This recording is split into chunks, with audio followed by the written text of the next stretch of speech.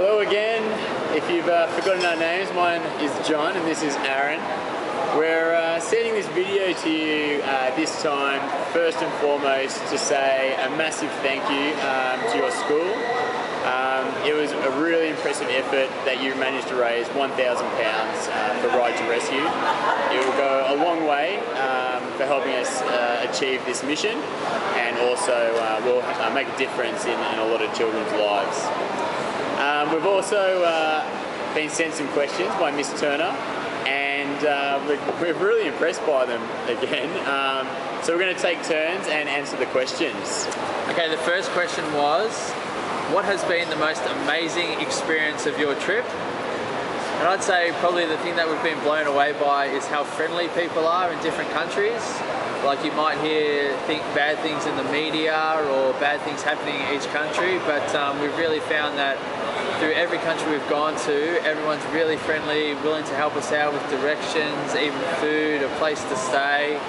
And just travelling around all of these countries has been, and meeting people has been probably the best part. The next question was, what has been the toughest part despite the hairy beards? I don't really have much hair, but it's pretty cool. And broken arms. Well, for me, thankfully I've kept shaving and I haven't crashed. But probably the toughest part was in southern Iran.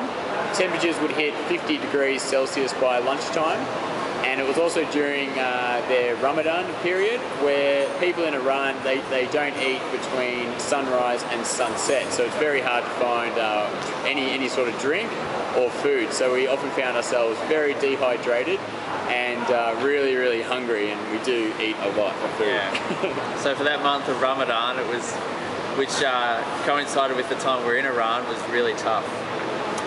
Okay, are we nearly at Australia? Well, you probably can't tell, but we're in Singapore at the moment, which is on the southern tip of the Malay Peninsula.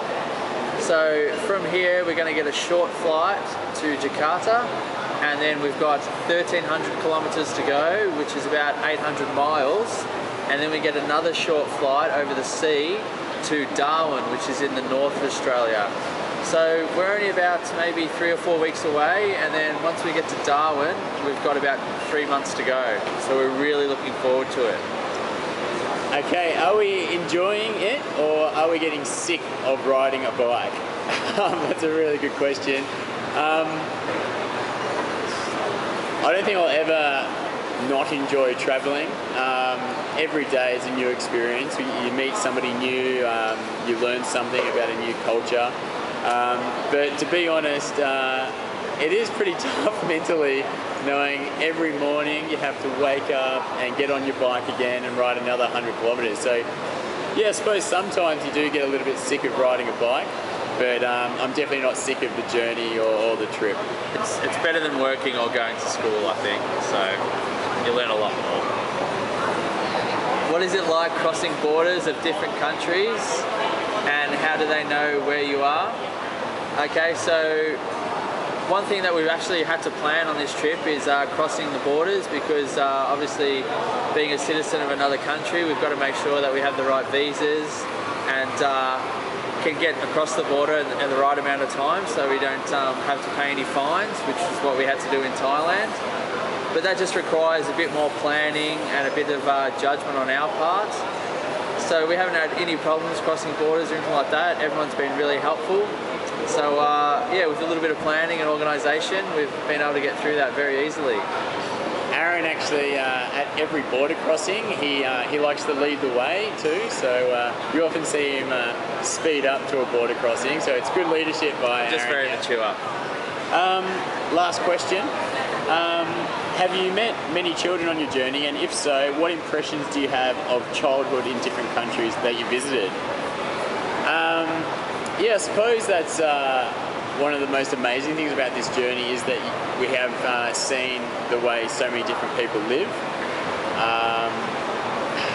Not only religions and cultures, but also like economic situations. So we have travelled through some wealthy areas like Western Europe, where children are quite like yourself. They go to school, they live in a nice house. But then we've passed through some, I suppose, poorer countries where we've actually cycled past and seen children that live in slum areas, so they live in little tin houses.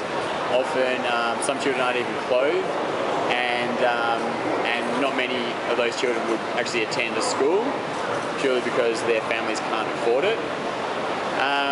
But one thing's for sure is that every child we've met has always got a smile on their face. Yeah, very happy.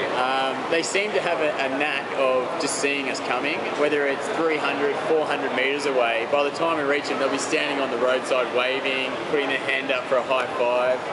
So I suppose that's one thing that's so innocent about children in every country. They're always happy to see a tourist or a Westerner. Laos was one of the poorest countries we've been to, and that was probably where the kids were the happiest or the most vocal. When we were riding past, they'd always come out onto the road. I think I rode one-handed the whole way because I was just waving the whole giving time. Heaps of high fives, so that's really good. And I think, yeah, one of the things we've noticed is coming from a Western culture is just the opportunities we have, which they might not have, but they're still happy and still very positive, which is good.